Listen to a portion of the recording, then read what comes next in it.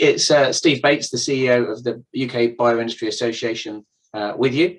Thank you for joining this BIA webinar of our China Special Interest Group, titled Meet the Investors. This is being co-organised between the BIA and the UK Department for International Trade to update you and give you some insight into collaborations happening between the UK and China and opportunities for collaborations between UK and China in life sciences. So we've got a fantastic lineup of presenters and speakers for you this morning. As you can see, I'll shortly hand over to Richard Cowan, the Councillor for Health and Life Sciences, Trade and Investment and DIP, based in Beijing, and he'll take you through the investors who have joined us today. Obviously, we'd love to be travelling to China and building the bridge to China, which we forged before the global pandemic, but that's obviously more difficult these days. So we are working virtually, and we know that that's how we can get most done and most effectively this time. So with that, I'm going to hand over to Richard to introduce and thank him for pulling us all together. Richard. Great, thank you very much, Steve. So good morning, London, good evening, China. Welcome to today's joint BIA-DIT webinar on investment opportunities from China. Before we get into the main program, I'd just like to give you a little bit of context on how we see things within China at the moment. So if we could go to the next slide, please. Okay, so the graph on the left there shows that China's private equity and venture capital markets have transformed in the last 20 years. And these changes have been driven by the Chinese government's recognition that funding to support early stage enterprises and SMEs is essential to growing innovation. And now in China, with $11 trillion of assets under management, it's the second largest onshore capital market in the world and just over 6 times the size of the UK. Plus, with annual growth rates of 35%, Chinese VC funds are growing at about 2.5 times the pace of their US counterparts. So China really is an attractive option. Of course, we need to be realistic about what's on offer. In our sector, most of this funding will be channeled to Chinese biotechs. But remember, good Chinese funds are also expert and rational. They recognize innovation across borders. They know that, like any market, China is not risk-free. So Chinese funds will continue to look overseas. Good examples of this are Puha Capital's £8.5 million investment into Ori Biotech in January, and Tencent's £20 million investment into Microbiotica in March. And for you, as BIA members, Chinese investors can be about much more than just a source of funding. Many are institutional investors and bring incubation networks, sales routes, and follow-up funding. Today, we want you to hear about this firsthand. That's why London-headquartered Fasta is joining us and are going to share their experience of partnering with Chinese investors and then going on to enter the Chinese market. We also need to be realistic about global trends. As you know, since the pandemic-driven peak of 2021, biotech stock values have declined. Investors are increasingly cautious, and a new wave of global financial turbulence has emerged. This has dampened investor confidence. So data from the first half of 2022 reflects this, and the figures in that graph on the right there show that in Asia, for Q3 2022, China is not immune. Nevertheless, Chinese investors remain active and funding is available. Chinese private equity and venture capital firms continue to grow. Chinese pharma companies continue to branch out and make strategic investments to grow their pipelines. Both groups of investors are eager to find high-quality assets with robust IP. So there still are opportunities here for you. And today, you'll hear from 3 high-quality, forward-leaning investors, Cynthia, Curlin, and Tasley. And they're building asset portfolios aligned to their specific healthcare interests. And after hearing all of that, you might think, well, where can I get help? So come on to the next slide, please. Great. So here we have our offer. China can be a bit daunting, but we have a team here inside China ready to support you. And that includes bespoke support for understanding and navigating China's evolving policy and regulatory environments, advice on where to find business support, and introductions to investors. And as part of that introductions to investors, we've got pitching opportunities at China's major life science investment events. And that includes China BIA, which is happening next week, China Biomed, which is happening in the middle of December. And then looking forward into next year, we've got BioCentury and the China Healthcare and Investment Conference, sometimes known as CHIC. So Chloe, to the next slide, please. This is our team. Here is how to contact us. And we'd love to hear from you after the event, so please do contact us today. And on that note, I would like to move on into the main program. But just before we do that, I'd like to say we're going to take questions at the end of the event. We have some time for that. But during the event, please put questions into the chat box. We will monitor them throughout the event, and then we'll return to them at the end. So on that note, I would like to hand over to Ping Chung Chang from FASTA to introduce his experience of working with Chinese investors and entering the Chinese market. Over to you, Ping. Thank you, Richard. A second.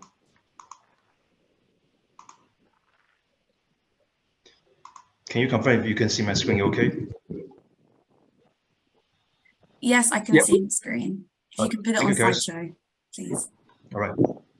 And thank you for the opportunity for me to share. My name is Ping Chung Chen, and I'm FASTA's China GM. And FASTA actually is the first company being invested by the UK-China Cooperation Fund. So today I want to share our progress in the business operation and also all the advantage we are getting being part of this UK CF fund investment. All right. So first, allow me to introduce FASTA. FASTA is a biometrics contract research organization, or we call that CRO. So we're a specialty CRO. We don't do the full range of work. We only focus on data. Sorry to interrupt, Ping Chung. Sorry, could you possibly put your slideshow on from the beginning? We can't see you moving slides. Oh, there we go. I see. So you are not seeing the second slide, right? Can you see the second slide now? We can't see the second slide at the moment. If you click from the beginning, does that take I've done that. Oh, it's not doing it. Okay, if you just click on the second slide, then we'll just have to go like that. There we go. We can see it now. So I probably need to do that slide by slide. Okay. All right. So first, we're a biometric CRO. We do everything you can imagine for data service in terms of clinical trials. So we do data collection, we do data management, and also data analysis, and also submission of data to the agencies such as UK MHRA and also China NMPA. And let's go to the UK CF. Apology for the inconvenience on this slideshow. All right. So the UK CF fund actually was a result of a conversation, a government-to-government conversation between UK and China back from 2019. So the end of the UK CF fund is to invest in UK companies with international growth potentials, especially companies who can come to China and also can inject new energy on the China market. And also it's an opportunity to share the China market with a special, unique China angle. For example, FASTA is a biometric CRO. And also we do have biotech companies in China who are trying to go to other countries for the submissions, right? So we do serve the purpose of helping the other companies, the other China companies to go to foreign countries. So that's the so-called China angle. And also, as you can imagine, the UK CF is constructed with three parties, with the China Investment Corporation, we call that CIC, and also with the HSBC, and also with the Charterhouse Capital. With the three parties, it actually comes with a really wide range ecosystem, which can also benefit companies like FASTA. being aware of the time, I'm trying to go fast. So let's come back to the Faststart timeline. Faststart was founded in 2007. It took about 8 years for Faststart to become a global company and then expand to the US in 2015. And at the early 2021, the UK SIF transaction closed and also completed. And at that time, we had about 220 FTEs. And also in early this year, April 2022, we started to ramp up in China. And by now, 2022 October, we have about more than 500 FTEs globally.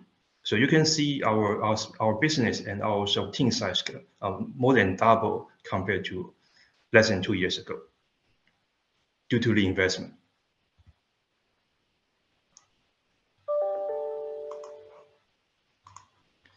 And this is just a footprint map to showing that we have offices in all the major continents. And this is actually quite aligned with the biometric talent pools. The only unique location will be Kenya. That's due to historical reason. We actually had an employee in UK who moved back to Kenya and also built a team there. But basically, this is what you will see from any other global biometric CIOs. However, we are growing fast. Besides of funding, I really want to talk about some advantages. Some advantages I'm seeing from the UKCF investment, right? So besides of funding, we actually, due to the ecosystem that we are getting in from CIC and also HSBC and also Charterhouse, we are seeing a lot of potential business partners within the network. CIC and also Charterhouse, they have investment in quite a few pharma company and also other companies. So some of those companies can eventually become our potential, become Faststart's potential customers, right? And UK Department of International Trade also provides a lot of strong channels and connections to seminars and also conference and also social media exposures. So for that I'm really grateful. And also we are getting a lot of banking solution and also guidance from HSBC. For you who have been doing business in China, you probably know that in China, the banking system can be quite different, and those wiring money in and out of China can be a challenge if you don't do that right. So for that, we are getting a lot of support from the HSBC. And lastly, I really want to mention that due to the CIC connection, we are really getting a lot of good support and attention from the Beijing local government. So we are located in the Yizhuang district. We're getting a lot of potential incentive and also support and also knowledge from the local government, which we probably wouldn't get if we didn't have the CIC connection. So all in all, I would say, although Faststar is starting in China with a small team, although we are starting small, but we don't feel that we are fighting alone. We feel that we are coming in with a lot of support. For that, I feel very grateful. I also hope this case study shares as one example for companies who are interested in coming to China, how you potentially can get support from your local investors. Right. This will be my last slides, and Richard, back to you. I hope this has been helpful. Thank you, Ping. That's been really, really helpful. So to maximize our question time, let's move on to Sincere, to Dr. Yuehua Zhong, who's going to present to us next. And please keep those questions coming. We'll look at those at the end. Thank you. Over to you, Yuehua. Thank you very much.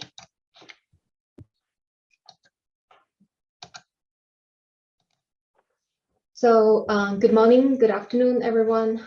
Once again, I'm here through the BIA and Department of International Trade Forum to communicate with everyone here. So it has been my great pleasure, and I would like to share the story of Sincere and the story of Sincere UK with everyone who is interested.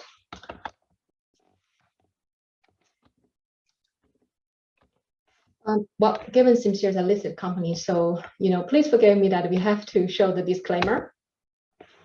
Right, so a little bit information on Sincere. So Sincere to current, I think nowadays we have over 7,000 employees globally, And if you really look like the past 7 years, I shall say this would be potentially Sincere, 2.0, because it's very innovation driven. And I joined Sincere 5 years ago, and at my get-go, we are lucky enough to have help from the DIT. So thank you so much, Richard, and who's able to offer us, as a very, very, local and helping and very knowledgeable insights of, Europe and UK. Although I have been, here over 20 years, but nevertheless, with DIT's help, we established our presence in Europe and in UK before Brexit, and continue to help Sincere to grow ex-China. So Sincere listed in Hong Kong Stock Exchange roughly 2 years ago, and we are lucky to continue to bring innovative drugs in our key strategic therapeutic areas, which is oncology, CNS, and you could also say neurovascular and immunology, autoimmune. And with 6 innovative products in the market, I think more than 60 development candidates in our pipeline. So Sincere is really embracing innovation in a very, a global way. Because even in this unsettling time, I want to remind everyone that our sector, our industry is a global innovation tournament. So everyone is in the game. And for us, I think synergy long-term are super important for us. And it is important to have, very strategic collaboration with big pharma, but for us, equally important is, mid-size and small-size biotechs. And we are so lucky that over the 2 decades of Sincere's history, we have been building our partnerships with, friends globally. And this year, I think just maybe 2 months ago, we also struck our first out-licensing partnership with Amero, a partner based in Spain. So we are very happy to have a joint development and a commercial collaboration with using Sincere's homegrown innovation. I think more importantly, we are talking about long-term. We are also very keen to build a very healthy ecosystem for everyone in it. As I pointed out, this is a global innovation tournament. Everyone's in it. So for us, to be able to promote our industry, our sector, to be able to offer help to someone's, really in need of that, and to be able to offer experience and exposure is super important. So we are in it for the long game. In China, Sincere chairman is one of the leading figures in pharma industry promotion association, a very important association actually in China to promote our sectors and promote policy reform and updates in terms of global collaboration.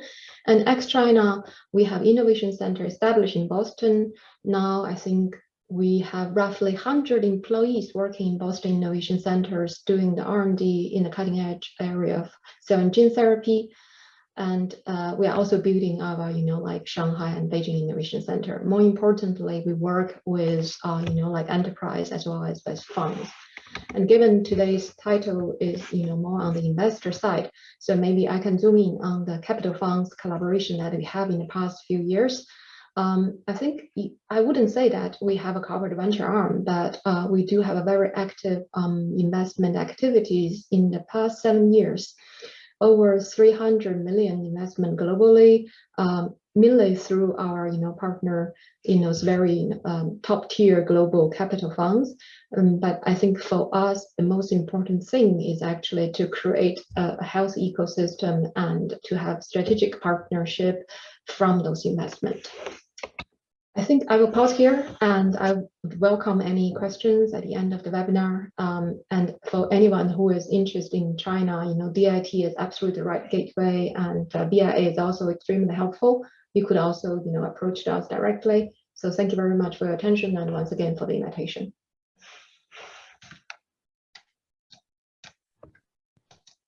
Well, thank you very much for that, Yueha, and thank you for your warm words about DIT as well. So moving on, I would like to invite Dora Zhang from Poland to take the floor next. Dora, over to you. Thank you, Richard. I'm going to share the slides. Before I start, I just wanted to confirm if the slide and the voice is so it can be heard and can be seen, right? Yes, that's all great. Thank you. Thank you.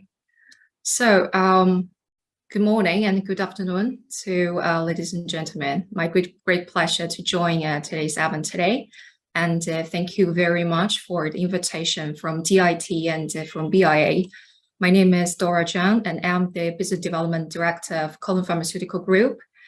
So today, my presentation will be giving you a brief understanding about Colon Pharmaceuticals and whatever interest and the cooperation point between us. And very welcome the questions afterwards if you have any. So today's presentation will be presented by the following 5 parts. The first one is regarding the entirely pharmaceutical group.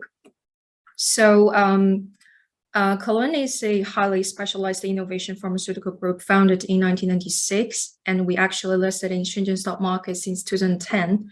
We cover entirely on the manufacturing, sales and marketing, etc. So seeing from the map, some of the numbers I would like to give to you. So we do have actually 32 manufacturing facilities around the world. Among them, 28 in China, and 4 of them was actually outside China. 3 R&D centers, 2 in China and 1 in New Jersey in the US. We actually exported 50 countries in the world. We have 30,000 employees and around 100 subsidiaries. 2 leading positions I would like to highlight it. The first one is regarding we're actually the leading manufacturers of infusion products, and we're also leading the antibiotic intermediate suppliers to the whole world. Okay, the second part is regarding the industrial. As mentioned earlier, we have 32 branches globally, 1 in Kazakhstan and another 3 in Sri Lanka. The rest of them are actually in China. We could handling something around 24 different dosage forms, including large volume injections, new drug delivery system, and TDDS and DPIs, etc. And just mentioned earlier, we are actually stop everything from large volume injections, which is we own our IPs, and we're also getting approvals by the PMDA, which is Japanese authorities. So we own our entirely IP for protection the patients to getting hurt from the bottles of the injections, like the left-hand side showing on the screen. And the second leading positions I would like to highlight it is our antibiotics manufacturing capabilities.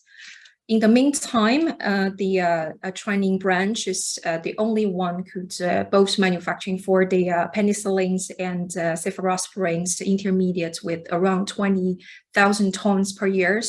And also training branch is on its own IPO track ongoing. Okay, so the third section is regarding R&D. So we do actually start our R&D activities from 2012, which we start from 120 employees, which is after a couple of years, many years now, until this year, we already reaching 2,000 employees only for R&D. We had launched around 86 products in China and 31 products actually in the clinical studies. Next few slides will be giving you more pictures regarding our pipelines looking like. So as mentioned earlier, we do have 3 branches for R&D, and we could split them into 2 different perspectives. The first one is regarding the generics. We do have pure generic products, and also for complex generics like new drug delivery systems. For example, we launched the nanoparticles called Paracetaxol, and 10 of them were actually in the clinical studies. In the meanwhile, we do also focus on innovation pipelines. We do have small molecules and biologicals, for example, ADCs, CAR-Ts, and biosimilars. Next few slides will be giving you more clear pictures. So new drug delivery systems mainly means for the nanoparticles, liposome, long-acting injections like microcrystals and microspheres, which is for indications for CNS and oncologies. we are actually still keeping looking for new pipelines and assets to be invested.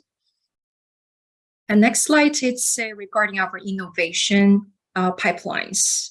From this picture, you can clearly see all the track is actually in orange color. It's the small molecule ones. And the ones which is in blue, it's the ADC, which is probably already seen the news, like we actually our HER2, TRAP2, and the Claudin 18.2 is actually a partnership with the well-known MNCs, which is closed the deal with this year. Okay, so the fourth section is regarding the commercial networks. So let's focus on the map on the left-hand side. Basically, we could covering entirely China market cells, which is mean the 31 different provinces we could covering, and we do have like 7,000 representatives for doing the promoting and the commercialization. We actually could be delivering by the four different ways to deliver our commercial capabilities. First one is targeting for the public hospitals, which is a key hospitals reaching the first or second tier of the cities. And second is regional sales teams, which could go deeper to the small village or towns, even the small clinic, because we start everything from large volume injections. And the third one is we do have our own channels over pharmacies called Colon Pharmaceutical Pharmacy, which is handling for OTCs and pharmacy chains. And the last is regarding the digital marketing, which is we're doing a pretty good performance this year for the online sales, especially for our women's and men's healthcare products. Okay, the last, it's the most important part regarding business developments. Like this slide will be giving you a more clear pictures regarding what we're currently looking for and our interest. Okay, from different three perspectives, I will be, clarify one by one. Regarding the therapeutics area, we are actually mainly focused on three different therapeutics area, which is one or two licensing in more assets. The first one is regarding the ERAS, which means anesthesia, and nutritions. And second is regarding the central nervous system, the CNS. And third is regarding the assisted reproductions and andrology and gynecology. For rest of them, for example, anti-inflammations and neurosurgery and traditional Chinese medicines or medical devices, OTCs, are well welcome. And regarding the asset stages, we are open for a later stage, which is closer to the market, and also early stage. For in-licensing and out-licensing business model can be either like commercial rights, corporations, co-developments, or equity investment. Okay, so having this ideas about how to cooperate, this is some simple case we wanted to share with you with some deal we made recently. So on the left-hand side, we are actually in-licensing from ISI and also from B. Braun, like we in-licensing their exclusivity rights for China. And on the right-hand side is regarding the license out deals we made recently. For example, we having a deal with Harbour, with Ellipsis from UK, and with the deal with the two deals with the MSD, which is just announced. Okay, so I think that's all. And thank you very much for all your attention, and very much welcome for the questions or contact me after the events. So thank you very much. I will hand the link back to Richard.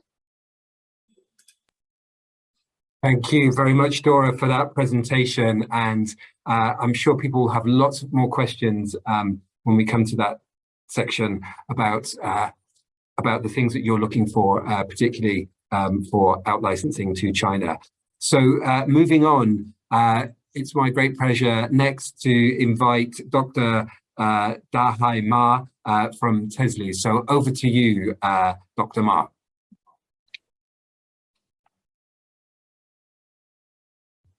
Thank you, Richard. Good morning, everyone. So my pleasure to be here and give you a quick and short introduction of our company, Tesla.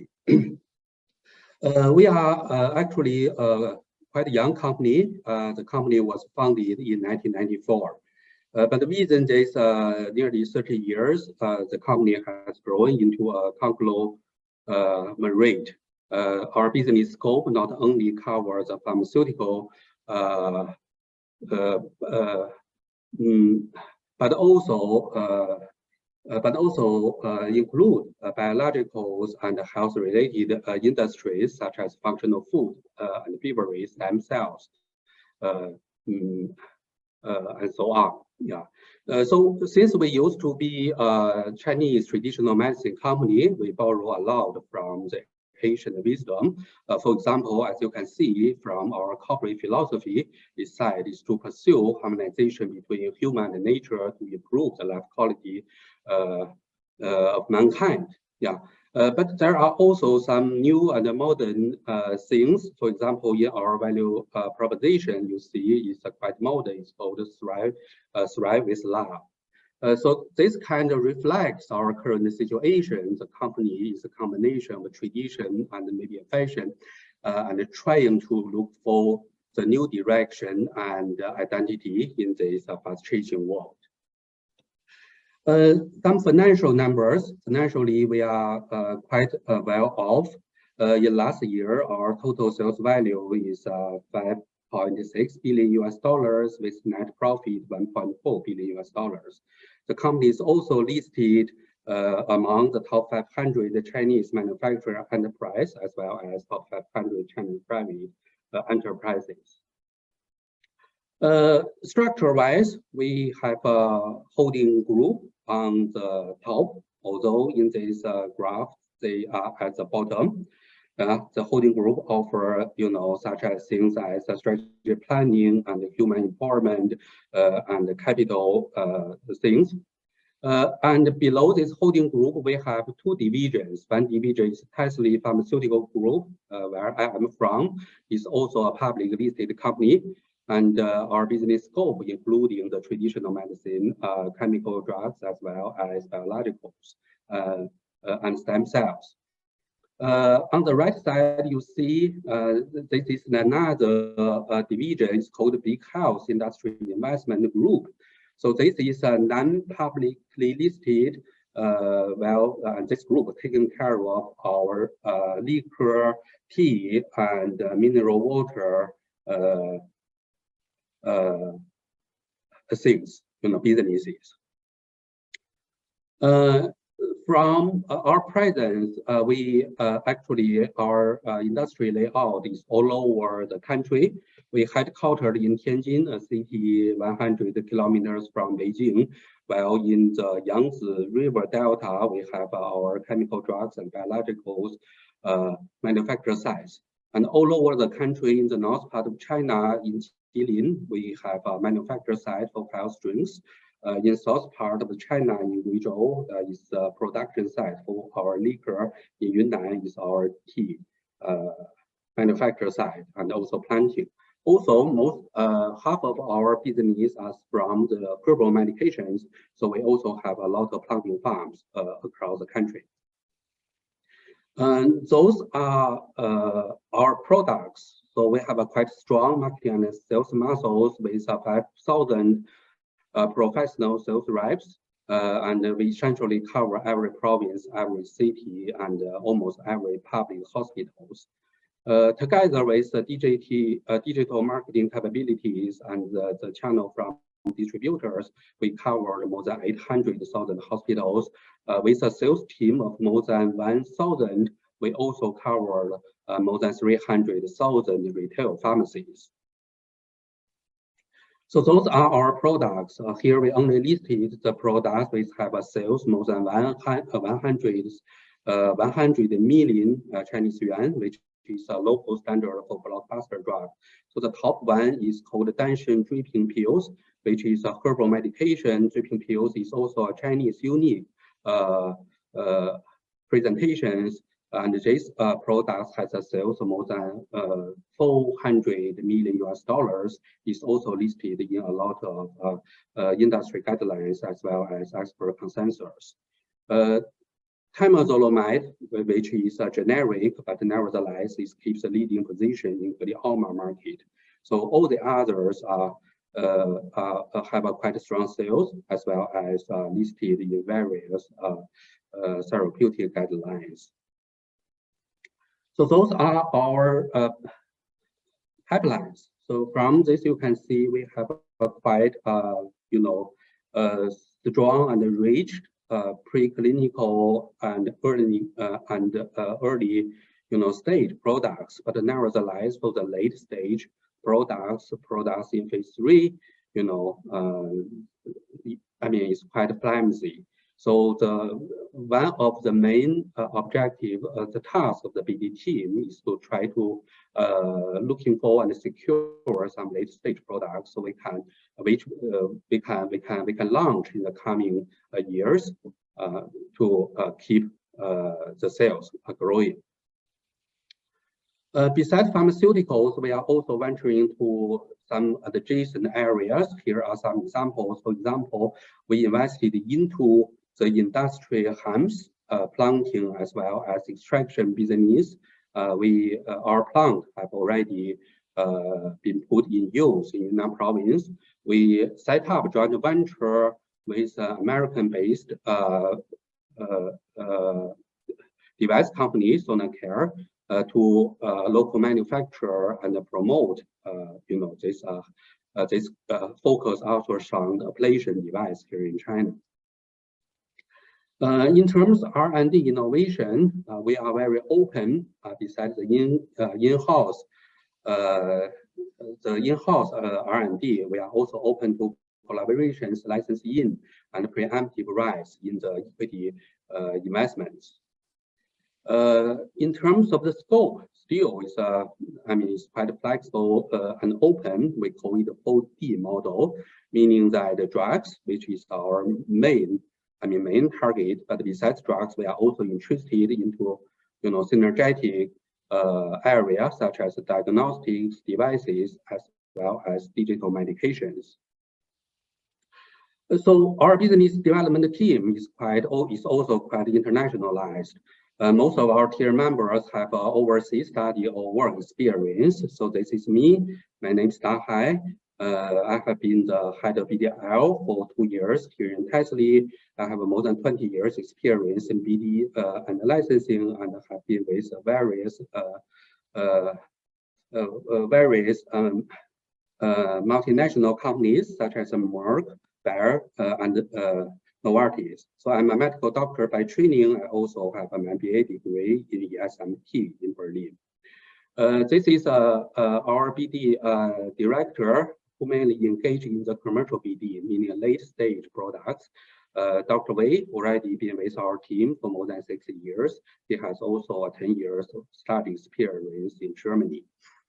Chen Hao have studied in UK for 2 years, and Emma have spent nearly 10 years in both Germany and UK. So this is a quite, this team have quite a lot of overseas experience. So we do not have so the barriers, or we do not also need support from others. We can directly deal the foreign opportunities. So this is an incomplete list of the projects have done in the, it's mostly in the past year. For example, for licensing product, we have licensed various, generics from Density, which is a German company. So this is the first step. Next step, we will also license many of their complex formulations from them. We have some deals with local CROs. We have a collaboration with EA Pharma in Japan in license their new products, AJT, 2024. Early this year, we signed an in-licensing deal with Sutro Pharmaceutical to in-license their ADC products. And we have also collaborations with a local institute to develop anti-CD44 and CD133 CAR-T products. Well, we also did a lot of collaboration in the form of joint venture. So all these 5 joint ventures was established in the past year, which is a tremendous work. And among them, besides the local companies, we had a joint venture with Sonacare, which is an American company, as well as Monarchy, which is a French-based company. We did a lot of strategic investment. We have a branch called Tesla Capital. They manage a couple of funds, but mainly they are investing only in the into the domestic companies. As the pharmaceutical group, we can invest into foreign opportunities such as Profusa, which is we did. I think maybe 2 years ago, and there are also a couple of other foreign opportunities we are currently engaging with. In terms of the scope, as I have said previously, we are very flexible in terms of collaboration type. So local R&D and also commercial, collaborations are also fine with us. In licensing, R&D collaboration, joint venture, strategic investment. The word strategic investment is a kind of opposite to financial investment, meaning that if we want to, because we are an industrial company, if we want to invest something, we are not only want the appreciation of the of our investment, but also we want to get some synergies which can support our own our own scope and business. In terms of scope, now we prefer devices because it's have a shorter span for the regulatory approval here. But nevertheless, we are also interested into pharmaceutical diagnostics and so on. So a couple of key considerations, as I mentioned, we only, if we want to invest, we adopt strategic investment model, meaning that besides the appreciation of the equity, we also want to, to have, in licensing to at least have some preemptive right of products, or to can have a technical transfer, or something like a local manufacturer, this kind of things. Joint venture model, as I mentioned, is preferred in our currently in the 2 joint venture models. All our foreign partners, they injected their capital, using the intangible asset, using IP only. Tesla, we pay the cash. So using this model, we kind of, the joint venture. On one hand, it has the IP. On the other hand, it has enough resources to continue development. So this model is preferred for us. Well, for those, investment purely in foreign countries, due to some bad experience in the past, we prefer to be a co-investor, while we also prefer the leading investor to be a local one. So we can also share their work of due diligence. That's all. So now, so I'm quite old-fashioned, so I simply attached my business card here. If you have any further questions, if you have any opportunity you would like to talk with us, just drop us a note or just call me. So thank you very much. Yeah. And back to you, Richard. Thank you. Thank you, Dahai, for that very informative presentation there, particularly the detail you offered about what you look for in investments. So far we have one question in our Q&A box, and that's from Peter Buck, and he's asking about rare diseases.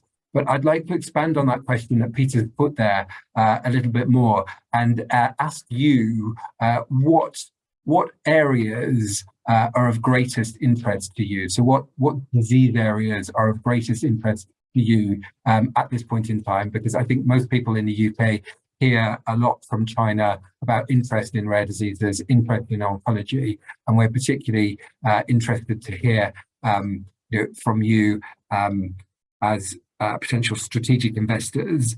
So perhaps we could go to Yuehua first, then Dora, and then Dahai to hear about your take on that. So over to you first, please, Yuehua. Thank you, Richard. So for Sincere, if you're talking about investment or business collaboration, perhaps, we can look things into two different directions. As the question is about rare disease, I think let me first echo to what Richard, asked in terms of therapeutic areas. So Sincere works really extensively in oncology, and when I say work extensively, meaning we have our internal R&D engine, we have our internal R&D portfolios, in those areas. So that is oncology, cardiovascular, or neurovascular, depending on how to define that, and autoimmune and immunology. Now, it's a very interesting, question, because when you look at in China for China, so that means homegrown innovation in China for only China market, obviously, it's a different game. But if it's in China for global, it's another game, and that's going out. But coming in, like, ex-China to bring the assets into China, I think the most important thing is to understand, the patient and medical need, prevalence, hence the question of rare disease. So I would probably urge everyone to take a look of the rare disease, the specific case, if there is any specific differentiation in China and ex-China. I would also urge everyone, when we look at it, take a look of the current, a policy, because for rare disease, I have to admit, maybe I'm ignorant or maybe not entirely up to date. I think China rare disease policy probably is not yet as developed or matured as in the US or in Europe. However, the NMPA, China Regulatory Authority, is working really hard doing the catching up game by, for example, offering already 2 batches of the, 2 lists. And if the disease listed in the 2 list has been proposed by the NMPA, you can literally identify a partner and start to, commercialize your product in China. The pricing system is also different. And the further policy update is ongoing as well. So I think it's a very interesting areas to look out for. But, I hope that I would bring more insights into this, but really disease by disease, I would say, yeah. I pause here. Richard, over to you. Thank you, Yuehua. So perhaps we could go over to Dora, and just to build on a question that's also come in to the box as well. So this is from Stephen Rind at QIB, and he's specifically asked about gut microbiome as a source of new product development for the future. So if you were able to build that into your answer as well, Dora and Dahai, that would be fantastic. Okay, so thank you, Richard. So, but first of all, I would like to answer the question for the real disease first, but I will jump to some others. For example, from Stephen, it's very interesting, and from our point of view.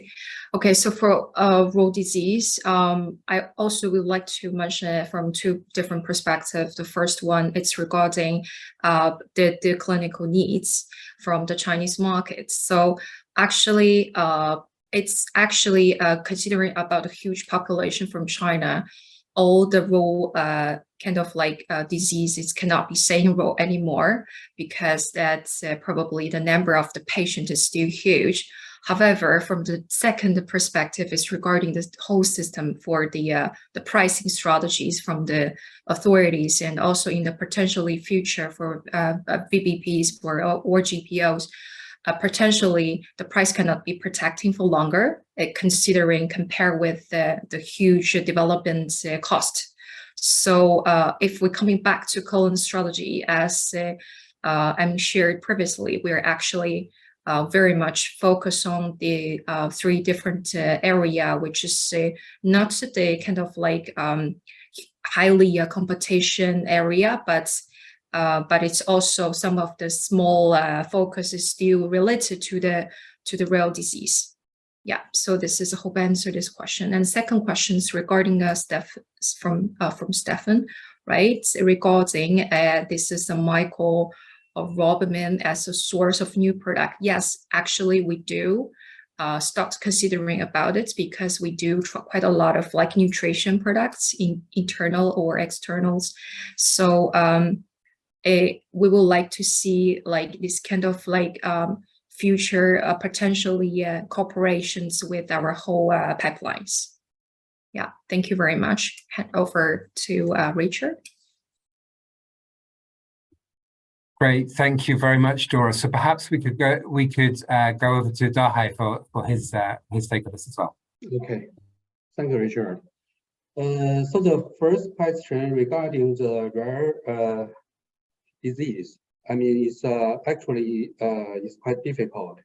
I think there are already some progress. For example, we have already a rare disease list, and we understand that there are some accelerated approval process in the health authority. But nevertheless, I believe that the biggest challenge is that from the reimbursement, the system, I mean, the reimbursement of these high-priced drugs is still not possible. Yeah, so that's because orphan drug and rare diseases policies have been, there has been a lot of discussion whether we can have a commercial opportunities from it for quite a long time ago, and we have also tried, in some efforts, but up to now, I believe that the commercial opportunities for rare disease products is still quite limited. Maybe in the future, it should be good. Yeah, but nevertheless, if we go rare disease, what I can recommend is that if these drugs have multi indications, you can go the rare disease indication first, so you can enjoy a fast approval process. But nevertheless, if you want to make the money, you still need to get the money from the bigger indications. Yeah. Right. So secondly, in terms of the microbiomes, yes, of course, we understand that there are some interesting, development on this front. As a Tesla, we also have a quite strong GI business. We have 2 drugs in the GI therapeutic area. Yeah, so it could be a synergy to us. Yeah, so if there are some new developments, some opportunities in this front, certainly we are interested. That's all. Thank you. Thank you. Great, thank you very much, Dahai. I see we also have another question that's come in from Doug Niven, and that's about out-licensing and the challenges that people face around that.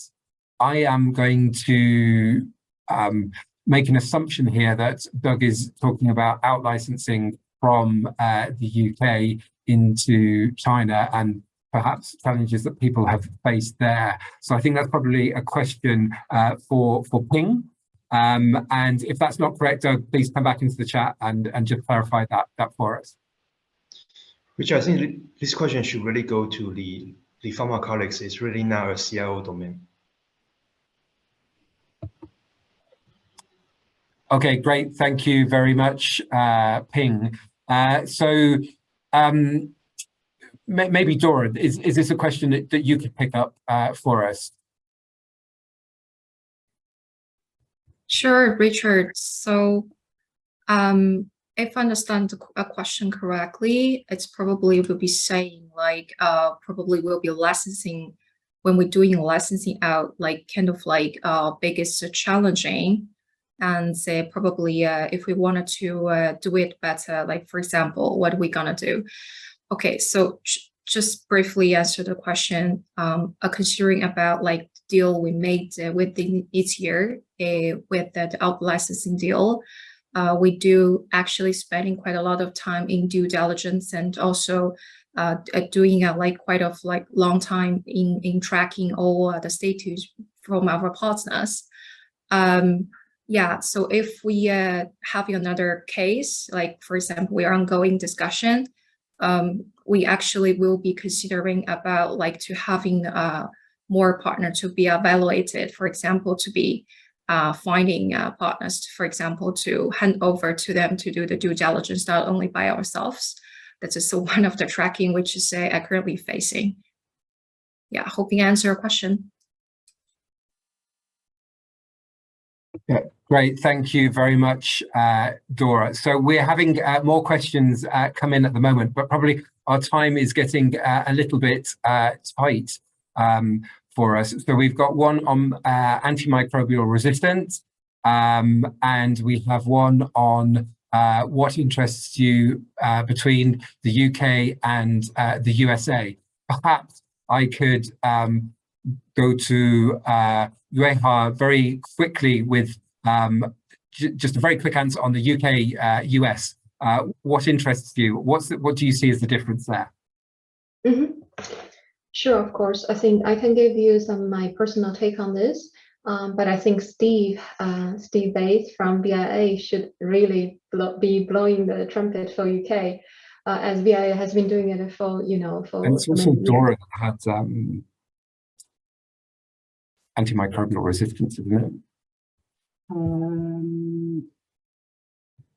Okay. Steve might not be around. Okay, so I'm going to come in there because I think we have probably a timing point with us where we've got 3 minutes to go. So maybe maybe just to try and get that AMR question in there, I think that was something that Dora touched upon in her presentation, if I've got that right, in terms of manufacturing. So Dora, perhaps could you give us a very quick answer before we round out for closing, and perhaps this is something that the individual could pick up with you afterwards as well. Sure, Richard. So if you're talking about like the last questions in the chat box, right? Regarding the vaccine, right? Exactly. Sure. So yeah, indeed, from the first part, like we do actually interest in the infections and also the antibiotics. This is right. It's one of the biggest challenges. That's the reason why we built up a huge facilities in training, and actually it's individually going to be IPO. That's just the reason for that. But however, in the second part of the question is mentioned about the vaccines platforms. Actually, if we're back talking from Cologne, we actually didn't do much regarding the vaccine. So sorry, this is not something which we will be very much to purchase in the future, because this is a very unique focus. We have to be very much careful. Great, thank you very much, Dora. So with that, just allow me to make a couple of reflections. So on that one about AMR and infection and vaccines, we would be very happy to pick that up with you afterwards. So if you'd like to come back to us at DIT, we can help steer you in the right direction for that. Also, I would just like to reflect on what our panelists have been saying about the procurement environment in China, the changes that we've seen in volume-based procurement, in reimbursement, and how that links to the registration process as well, and the speed of the registration process, and how you balance those two sides up. And again, I recognise that's it's quite a big topic, but it's a very interesting topic and a very relevant topic when putting some of these things forward and considering the viability of your assets in China. Again, that's something that we would be really pleased to help with and pick up with here at DIT, and we could also pull on the expertise of our panelists, I'm sure. So it just remains for me to say a huge thank you to, particularly first to all of our panelists for giving their time either this morning or this evening to join us and share their thoughts and their expertise. We really welcome that. Also, just to highlight the future events that are going on with BIA. At the moment, you can see those on the screen in front of you, and to underline again our offer of support. So please do come back to us here at DIT in China or through to BIA, and we'd welcome your views on what you would find useful to discuss about China in potential future webinars as well. So with that in mind, I'd like to say thank you very much.